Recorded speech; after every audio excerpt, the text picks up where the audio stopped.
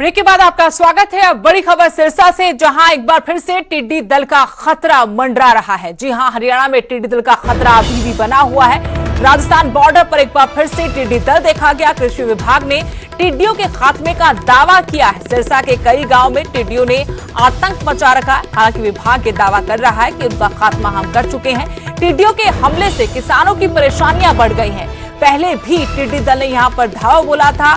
करीब 20 से 25 गांव ऐसे जहां पर टिड्डी दल पहुंचा और वहां किसानों को भारी नुकसान उठाना पड़ा। लेकिन एक बार फिर से खतरा मंडरा रहा है। प्रशासन लाख दावे करे कि वो खात्मा कर चुका है टिड्डी दल का, लेकिन एक बार फिर से बड़ा खतरा राजस्थान के साथ लगते हरियाणा के कुछ गांवों पर। कृषि विभाग के दावों के बिल्कुल उलट सिरसा के कई गांवों में टिड्डियों ने आतंक मचाया था। एक बार फिर से इन गांवों पर टिड्डियों के दल का खतरा मंडरा रहा है।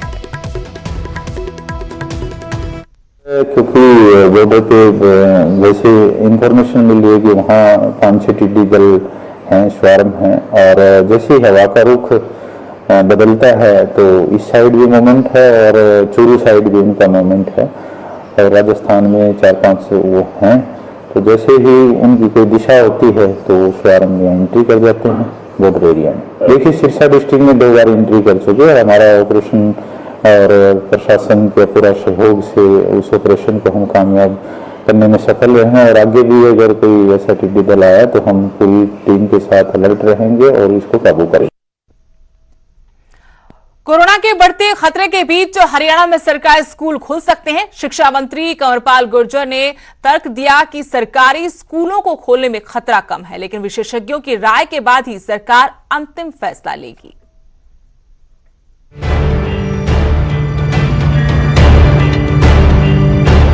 कोरोना काल के बीच सवाल है कि आखिर स्कूल कब खुलेंगे। माँ बाप को अपने बच्चों के भविष्य की चिंता सता रही है, तो दूसरी तरफ कोरोना का खतरा भी बरकरार है।